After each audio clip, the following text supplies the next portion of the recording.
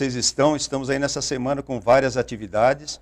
Hoje eu estou aqui, meu nome é professor Magno, hoje eu estou aqui, direto do Centro de Mídias, com o Fernando Puertas. Ele vai apresentar aqui um trabalho, aprendizagem criativa e pensamento computacional, não é? Exatamente, É isso mesmo, né? é isso mesmo.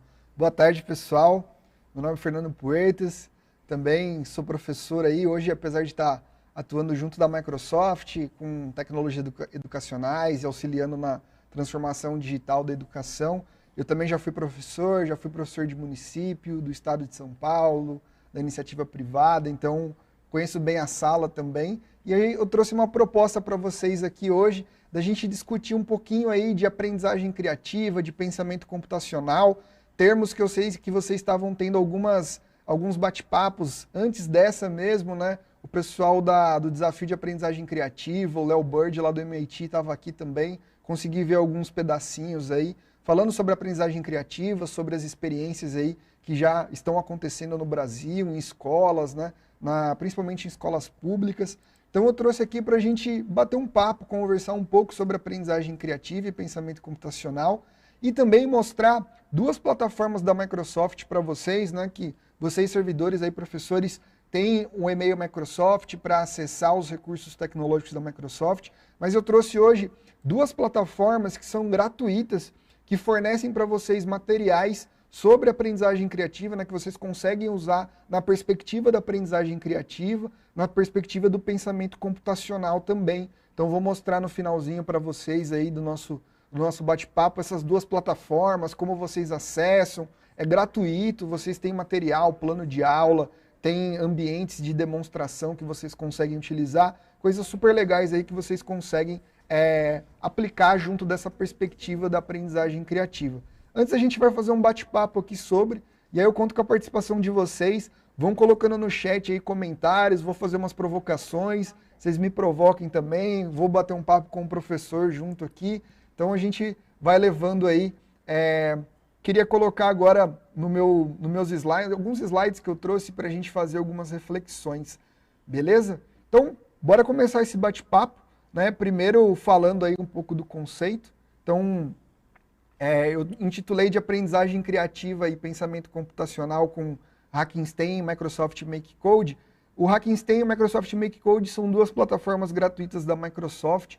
O Hackenstein trabalha com experiências criativas, construção de parte de científica, tecnológica, né? A sigla STEM é Science, Technology, Engineering, Mathematics. Você pode colocar um azinho no meio aí para artes também, ficando STEAM, né? É um conceito bem interessante que une essas vertentes, essas áreas em experiências criativas que envolvem eletrônica, que envolvem desenvolvimento tecnológico, com materiais de baixo custo. Então, o Hackenstein, essa plataforma da Microsoft, ele tem planos de aula orientando para a construção, né, dando sugestões de como desenvolver uma aula com esse conceito.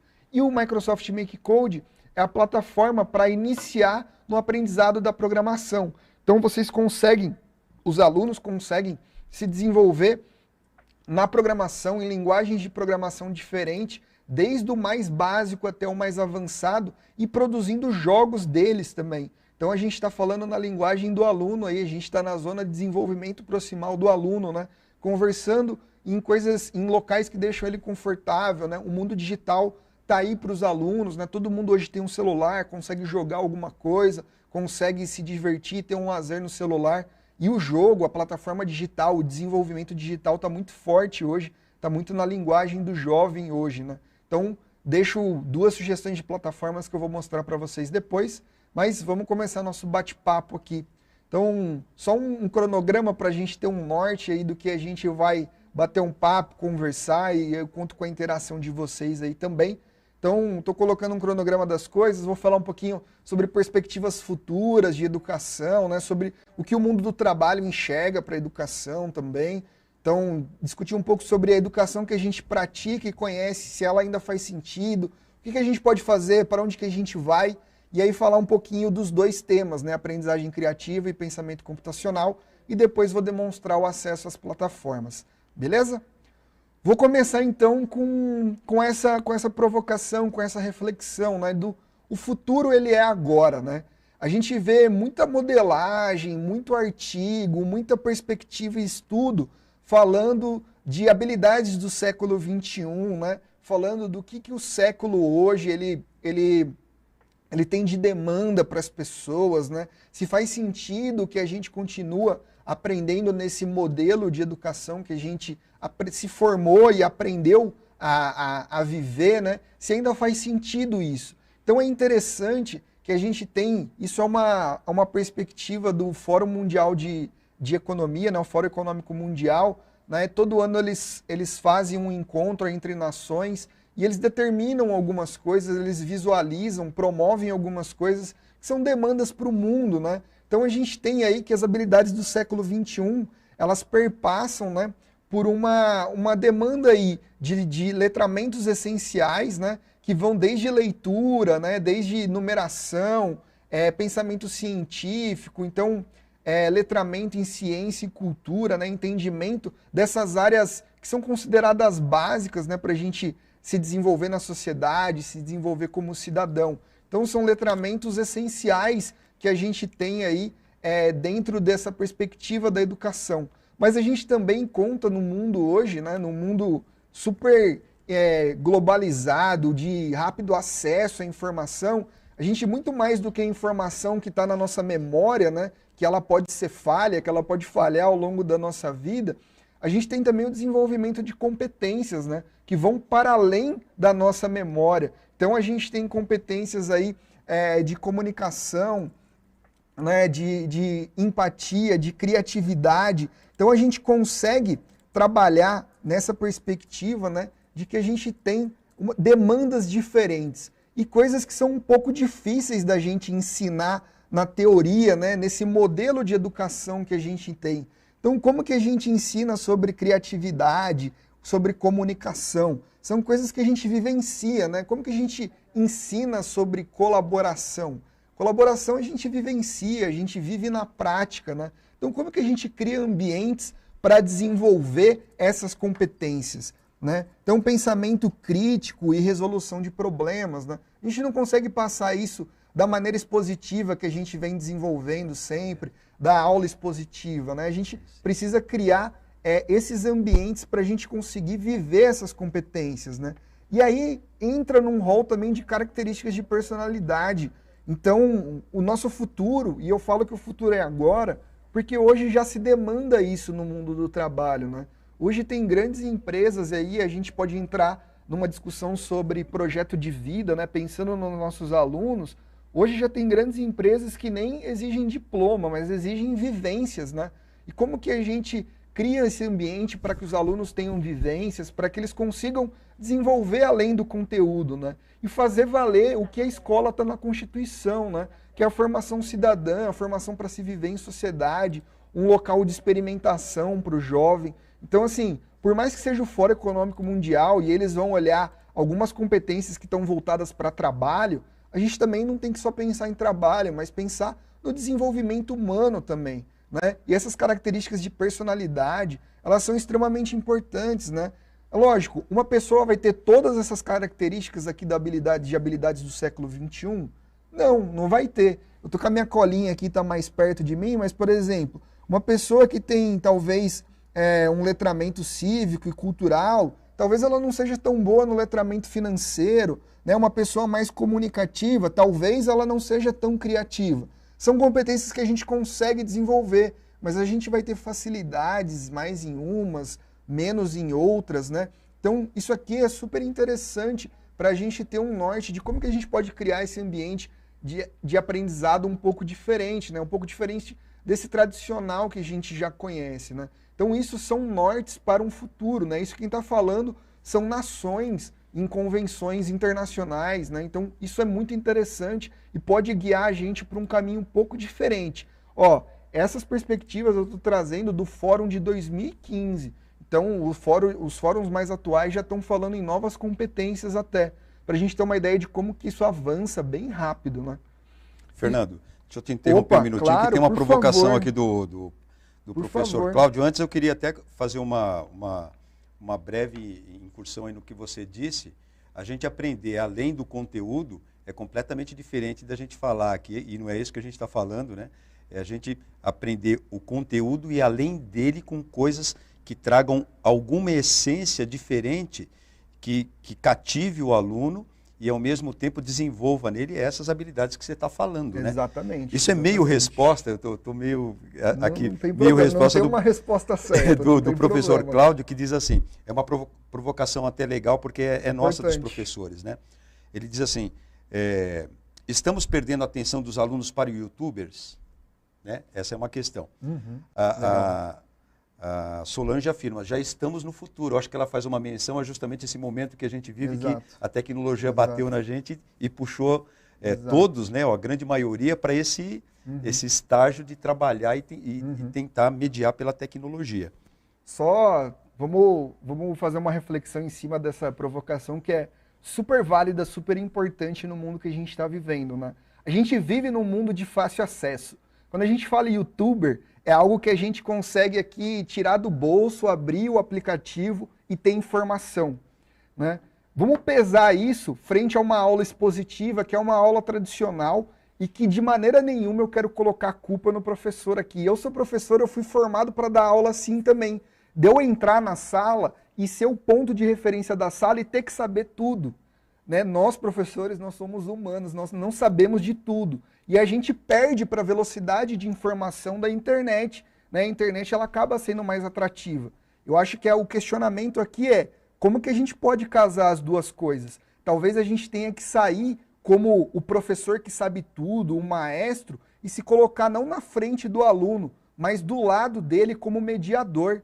Muita coisa que ele vai ver na internet também não é legal. E aí entra o nosso papel de mediação e às vezes de aprender junto. A gente não vai saber tudo mesmo, não tem como, é impossível. Mas a gente pode se colocar num papel mais horizontal de aprender junto. Isso é uma das premissas da aprendizagem criativa também. Que vai bem aí com a participação aí do Wegner, que falou assim, edição de vídeos, olha aí, aprendi com os meus alunos, né? Exatamente. E a Eliane, ela colocou essa questão que você tinha colocado anteriormente, bacana também, bem colocado, viu, Fernando? Que é do letramento digital, que é fundamental, né, para o desenvolvimento da aprendizagem. Exatamente. E principalmente da tecnologia que apoia o ensino, né? Que é o que a gente está contando hoje. Se não fosse a tecnologia, como é que a gente estava aí lidando com esses alunos que precisam, né, continuar, de alguma forma precisam continuar aprendendo, né? Legal. Só puxando um gancho dessa ideia também, e olha que interessante, né? Eu coloquei agora no slide, se puderem passar para o PowerPoint, eu coloquei as competências gerais da BNCC. Olha que como as competências gerais da BNCC, elas se alinham com uma visão de convenção mundial, né?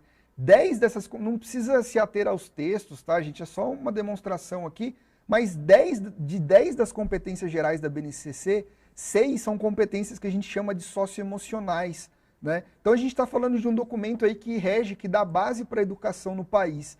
E 6 das 10 competências gerais são competências socioemocionais, né? Então, se a gente continuar nesse modelo que a gente conhece de aula expositiva, sem pensar em fazer diferente, em colocar o aluno no holofote, em construir junto com o aluno, como que a gente consegue trabalhar essas competências, né? Com uma aula expositiva a gente não consegue. Então, a minha provocação vai um pouco nesse sentido agora, tá? Como que a gente consegue fazer diferente? Vou deixar a responsabilidade só para os professores? Jamais. Eu sou de uma família de professores, eu sou da escola pública também, para mim é o maior prazer estar falando aqui na SEDUC. Eu me formei na escola pública do estado, lá em Jundiaí, onde eu fui nascido e criado. Então, para mim é o maior prazer estar falando com a escola pública hoje. Então, a gente pensar, pô, faz ainda sentido no mundo que a gente vive, o modelo de educação que a gente tem? Então eu deixo essa primeira provocação aí, se o pessoal quiser ir respondendo, fica à vontade. Me provoquem também aí, gente. Vamos fazer um bate-papo. Aqui tem uma conversa, acho que está se travando aí um diálogo que é bem bacana no próprio chat entre professores, né? Legal. A Silene diz assim, hoje nós já estamos nos tornando youtubers, né? Com aquela interação do outro. E o Salva quer saber o que fazer com os alunos para eles dividirem o tempo, né, dos vídeos e o professor e tal. A gente tem que ganhar de alguma maneira. Exato. E o Fernando está aqui para ajudar a gente nessa questão.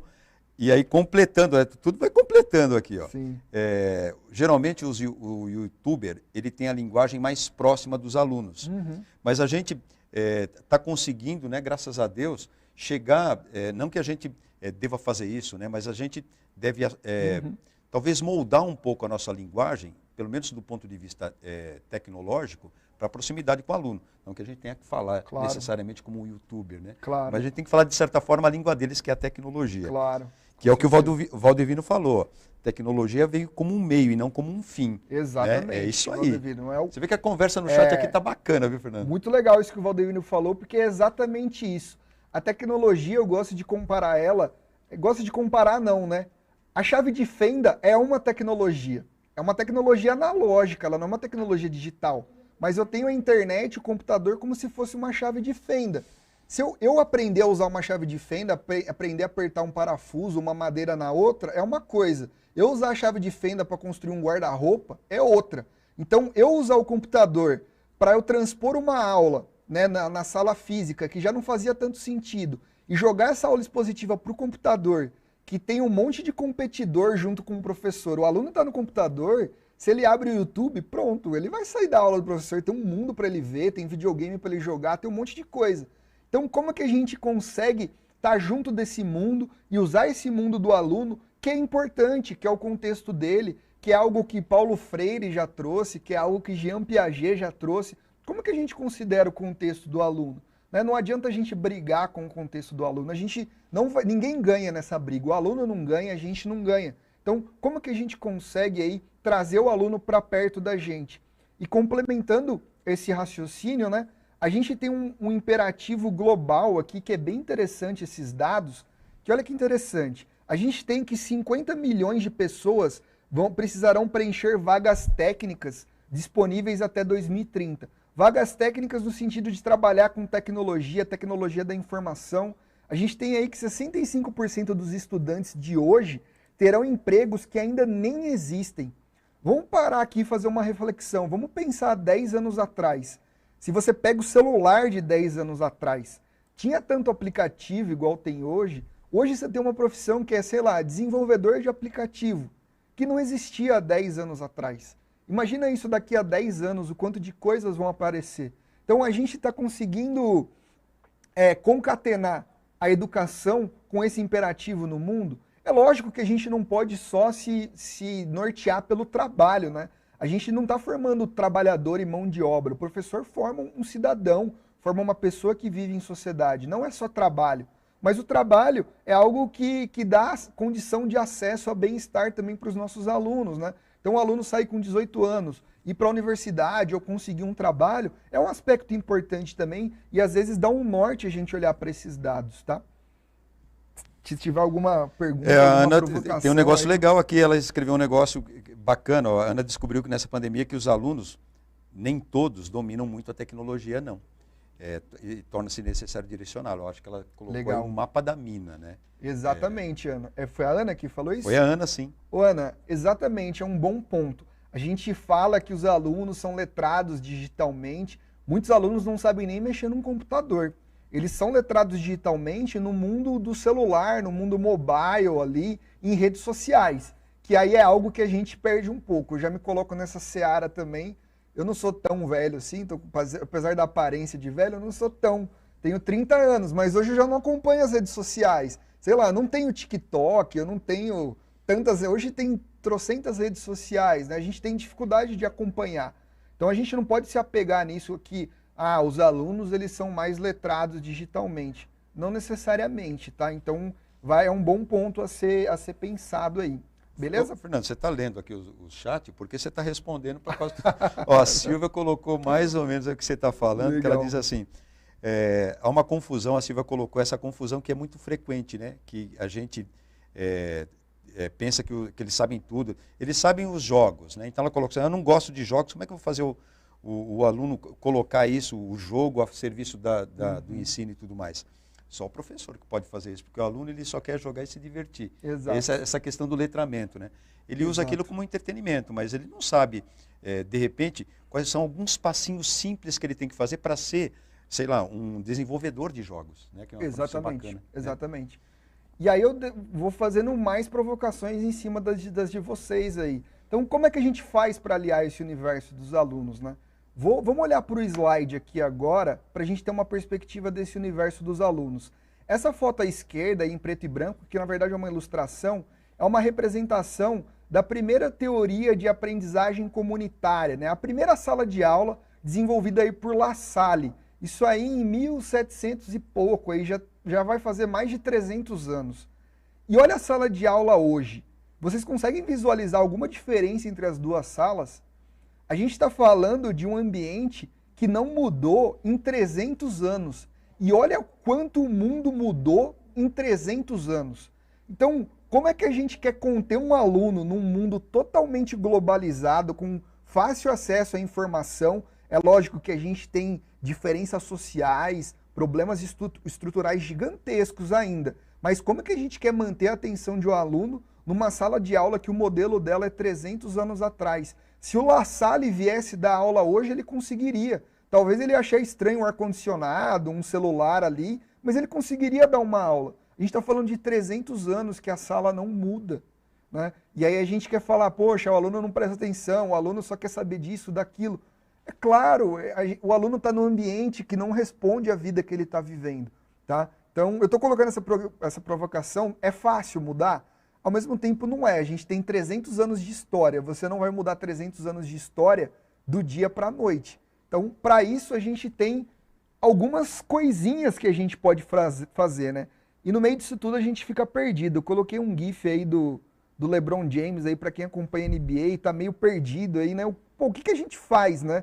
A gente tem noção de tudo isso, a gente sabe de tudo isso, mas o que a gente faz, para onde que a gente vai, né? E as nossas angústias, né? Exato. O que fazer, para onde ir, as cobranças são todas em cima mas o culpado sou eu. Exatamente. Alguém tem que fazer alguma coisa, né? Exatamente. E os professores, eles são os cuidadores, justamente os guardiões aí do ensino e aprendizagem, né? Claro. Então, é uma responsabilidade nobre nossa. É claro que as cobranças não podem cair só sobre nós, mas eu não vejo isso como uma cobrança. Eu acho que, antes de ser uma cobrança, é uma coisa que ela emerge mesmo do mundo. Olha o mundo que a gente está vivendo da pandemia, a gente tem que fazer Claro, isso. claro, com certeza. São coisas imperativas que acabam aparecendo no nosso mundo, né? A gente está num mundo globalizado, em que a informação corre muito. Então, os alunos, eles estão sempre super informados, tá? Para isso, a gente tem conceitos interessantes. Por exemplo, a aprendizagem criativa, que acho que vocês viram algumas palestras. Teve uma palestra antes aqui com o Léo Bird, do MIT. É um pessoal lá do MIT que desenvolveu esse conceito, né? Que é o jardim de infância para a vida toda. Em algum momento na nossa vida, né, a gente é mamífero, a gente é uma espécie vivente. Mamífero aprende brincando. Então, você pega qualquer espécie lá, desde de chimpanzé, né, de gorila, até passando por outros macacos. Aqui tem um elefante brincando, e aí depois vai ter um monte de cachorrinho aqui brincando também. Olha a semelhança dessas imagens, guardadas, lógico, a diferença entre as espécies. Todas as espécies de mamífero, elas aprendem brincando, né? O jardim de infância talvez é a época mais legal de escola da nossa vida, que a gente vai animado para a escola, a gente vai pintar, vai desenhar, vai descobrir um mundo novo. Isso em algum lugar se perde. Parece que quando a gente chega ali no Fund 2, começa a separar em áreas, aí tem uma área que eu não gosto muito, e aí a gente vai perdendo o interesse mesmo, acaba sendo até natural pelos nossos interesses de vida, pelos nossos repertórios, os nossos contextos, né? Então, é um desafio, claro que é um desafio. Como que a gente faz para manter essa vontade para a vida toda, essa paixão que a criança tem para a vida toda? Como é que a gente faz isso, né? A gente pode passar a colocar o mundo dessas crianças, desses jovens, dentro da perspectiva da educação. É isso que a aprendizagem criativa traz um pouco. Então, você entra numa espiral de criativa, né? A partir do momento que você coloca o aluno como protagonista, ele vai desenvolver o projeto, ele vai aprender junto contigo, a gente entra num ciclo de aprendizagem, entra numa espiral que você imagina o que você vai criar, você cria, você brinca, interage com aquilo, compartilha, reflete com os colegas e volta a imaginar de novo. Essa espiral é o que acaba dando perspectiva para a gente, que acaba dando perspectiva para o aluno também, tá? Tem algumas provocações, algumas coisinhas? Eu acho que no escopo aí do que a gente está conversando, aí a gente acabou contemplando o que a Lenira colocou, que ela estava falando sobre essa coisa do humano, do contato humano, né, que a gente viu aí nas animações aí. O Vandeir, que falou também dessa questão das cobranças, o Nivaldo, a Vlamisa, o Alê, falamos de informática, né, de computação, deveria ser uma disciplina obrigatória para todo mundo, né? Para a gente avançar com tecnologia, deveria ser obrigatório e está sendo. A gente é obrigado, né? Exatamente. Está sendo obrigatório, meio que obrigatório mesmo, né? A gente tá... Só tem que resolver esse probleminha do acesso, Exato. Né? Tudo bem. Exato. A gente tem realmente um problema estrutural bem grande, que é o acesso. E não acesso nem, às vezes, ao aparelho, né? Ao hardware, ao computador. É acesso a sinal de internet, às vezes, dependendo do local. Então, a gente realmente tem um problema de democratização do acesso, né? Que não é algo fácil de responder e é algo que a gente não vai responder aqui em 40 minutos de bate-papo. Mas o que eu queria deixar também, além da aprendizagem criativa, um conceito interessante para vocês darem uma pesquisada a mais, é o conceito de pensamento computacional. Eu coloquei no slide que o pensamento computacional ele pode ser exatamente essa ponte para a tecnologia e um caminho para a gente falar a mesma linguagem do aluno. Tem uma referência muito legal, que eu deixei um print aqui para vocês, mas essa referência é livre, é gratuita, tá? É um currículo de educação básica da CIEB. A CIEB trata de inovação na educação, tá? Na educação básica. Então a CIEB, ela propõe um currículo de tecnologias. E uma das vertentes desse currículo é o pensamento computacional. E aí ele se separa por algoritmos, por abstração, decomposição, reconhecimento de padrões. Nesse site da CIEB, se você jogar aí em qualquer buscador na internet, CIEB, C-I-E-B, você tem práticas de pensamento computacional, tecnologia, cultura digital para todos os anos do ensino básico, do 1º ao 9º ano, então anos iniciais, anos finais. E não é só atividade com tecnologia digital, tá, gente? Você pode trabalhar pensamento computacional com papel, com várias coisas que são acessíveis no nosso dia a dia da escola. Tem planos de aulas prontos no CIEB, são planos super legais. Eu recomendo aí para a gente poder trazer um pouco desse pensamento computacional para dentro da sala de aula. São planos de aulas prontos super legais que você pode trabalhar abstração, decomposição, pensamento lógico, que pode ser uma área da filosofia, não só da matemática, inclusive. Então a gente pode começar a iniciar os alunos nesse processo, pensando aí também no ensino médio, que vai sofrer aí, está sofrendo já uma mudança estrutural bem interessante, né, que a gente vai ter que acabar seguindo aí. Então, contar com essas referências são coisas bem interessantes para a gente como professor hoje, tá? E eu convido vocês agora, a gente está com 7 minutos para finalizar aí, eu convido vocês, né, eu vou deixar um espaço para a gente ver algumas mensagens que vocês devem estar bombardeando de coisas, mas antes de eu deixar vocês para a mensagem, eu vou compartilhar minha tela do computador aqui, eu vou mostrar 2 plataformas da Microsoft, que elas têm também planos de aulas gratuitos e espaços gratuitos de aprendizagem, tanto em aprendizagem criativa quanto em pensamento computacional, tá? O primeiro que eu vou mostrar aqui, se puder compartilhar... Aê, muito obrigado, essa produção é incrível. Eu vou compartilhar aqui, ó, o primeiro é o Hackenstein, tá? Então, o Hackenstein é assim que se escreve, ó. Se jogar no buscador aí, Hackenstein Microsoft, você vai achar uma plataforma, uma biblioteca de aulas de construção e aprendizagem criativa. Tem aulas aqui que precisam de aparelhos eletrônicos, aí ele coloca um valor aqui, ó, cerca de, no caso está $3, mas R$3 por aluno. Então ele dá uma estimativa de custo no plano de aula, tá? Tem aulas aqui que elas são, por exemplo, essa aqui, ó, comparando velocidades. Ele te dá um template no Excel que você consegue comparar a velocidade do ser humano com vários animais no mundo. E ele gera um modelo gráfico no Excel com isso. Então são atividades que você está no computador, está no Excel, você está no campo de jogo do aluno aí, com certeza vai brilhar os olhos dele. E um último, e uma outra plataforma, é o Make Code. E aí é uma plataforma para aprender programação. Programação desde o básico até o mais avançado. E aí eu queria destacar aqui o Arcade. O Arcade, ele é uma plataforma para a gente, com a programação, criar jogos. Aqui está em inglês, que eu acho que o navegador aqui está em inglês, mas dá para mudar a linguagem aqui nas configurações depois, tem em português Brasil. Mas o Make Code, ele é uma plataforma que o aluno consegue aprender programação desde o zero. Programação básica por blocos, até Java e Python, que são linguagens mais rebuscadas aí, e o aluno consegue criar o próprio jogo aqui dentro. Gente, essas duas plataformas são de graça. Então, ó, Microsoft Make Code, tá? Make Code aqui, ó, Make Code, e dentro do Make Code tem o Arcade. Então, se o aluno gosta de jogar, vamos transformar esse gosto de jogar num ofício.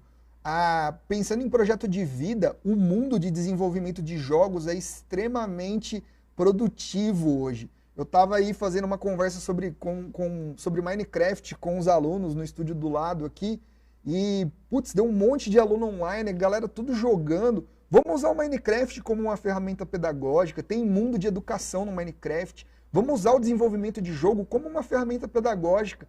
Para ele saber programação, ele precisa saber pensamento lógico, matemática, ele vai precisar saber de ética para desenvolvimento de jogo e aplicativo. Então tem várias coisas que a gente consegue desenvolver com o mundo dos jovens, tá? E aí, professor, deixa eu... Posso falar uma coisa? Não sei se você vai compartilhar. Eu acho que sim. Ó, o Marco colocou assim, a pandemia só mostrou o quanto a educação brasileira está doente, mas colocou também quanto a gente é criativo. Fala a verdade. Exatamente. A gente é muito criativo. Eu queria deixar até uma saudação para os professores aí, né? Eu tô falando disso em tão pouco tempo, assim, dessa mudança, desse imperativo de mudança. É algo que não vai acontecer do dia para a noite. Amanhã a gente não vai mudar a educação. É um processo longo, contínuo. Ele tem que ser democrático, ele tem que democratizar o acesso para todo mundo, ele tem que ser pautado em direitos humanos, principalmente. A gente tem que orientar a educação não para interesses terceiros, a gente tem que orientar a educação para a formação de pessoas. Não pode ter muito dogma, né? A gente Exatamente. tem que trabalhar com uma coisa mais... Exatamente. Então, isso aqui que eu estou mostrando para vocês, isso aqui é o fim? Não, isso aqui é a ferramenta. Vocês vão precisar de ferramentas para isso. Mas é importante que a gente comece a entender essas ferramentas. Como falaram aí, a ferramenta é o meio, né? Ela não é o fim. O fim vai ser o aluno se apaixonar, se desenvolver nisso. Você conseguir montar uma aula criativa que capte a atenção dos seus alunos, que compita um pouco com esse mundo da internet, que é extremamente difícil de competir, mas que não que compita, mas que trabalhe junto com isso. Tá? Então, assim, eu não vou botar a responsabilidade dessa mudança no professor só, porque não é só do professor. O professor precisa ter condições para fazer essa mudança, né? A sociedade precisa ter condições para sofrer essa mudança, mas eu quero colocar um pouco dessa responsabilidade no sentido de você, professor, acreditar no seu potencial, porque você consegue, né? Acho que essa pandemia veio provar que na necessidade a gente conseguiu fazer tanta coisa incrível, assim. Sei lá, eu estava acompanhando os projetos de robótica aqui, dos concursos que teve, tanta coisa legal que a gente viu que foi feito à distância, né? Então com pouco recurso. Então você, professor, você consegue. É lógico, precisa de mais, tem muita coisa que a gente precisa discutir, mas vocês, professores, têm um potencial incrível. Eu digo vocês da escola pública, eu não estou mais na escola pública, mas eu tenho profunda admiração por ela, minha família toda da escola pública, então eu também sou. Então eu tenho uma profunda admiração por vocês que estão aí. E aí, se tiver mais alguma consideração... tem vários agradecimentos aqui, que a gente já está encerrando quase, né? A Sônia, o Paulo, a Fátima, a Maura, que está parabenizando. Claudinei colocou aqui uma reflexão também das dificuldades que a gente tem, enfim, lidar com o aluno, com todas as... Na verdade, a gente já tinha esses problemas, não é a tecnologia, né? E a tecnologia, e esse momento que a gente usou a tecnologia a nosso favor, acabou ajudando a mostrar, né, algumas coisas, algumas mazelas sociais que a gente vai resolver, os professores vão resolver isso. Exatamente. Acho que é legal que não só os professores se sensibilizaram com isso, mas a sociedade, né? Acho que os pais passaram a ter um olhar diferente para as tecnologias, do quanto que é importante democratizar o acesso também. A gente viu que não é todo mundo que tem acesso, não é todo mundo que consegue se conectar numa internet de qualidade e conseguir acessar o conteúdo. Então isso é bom, assim, talvez seja a única coisa boa que está acontecendo é que deu essa luz e a gente conseguiu desenvolver processos criativos. E acho que o meu recado final é deixar os parabéns para os professores e que a gente está aqui para fornecer as ferramentas. Então eu apresentei essas duas plataformas da Microsoft para vocês. Vocês têm acesso às tecnologias da Microsoft. Não é porque se aparecer uma vacina, a gente voltar aí, que a gente tem que largar a tecnologia. Que ela seja uma ferramenta para a nossa transformação aí futura da educação. E vai Obrigado, ser. professor. Eu que agradeço. Obrigado, produção aí. Muito legal o apoio de vocês, bacana. Valeu, gente, pela participação também. Muito obrigado. Valeu, galera. Valeu pela participação.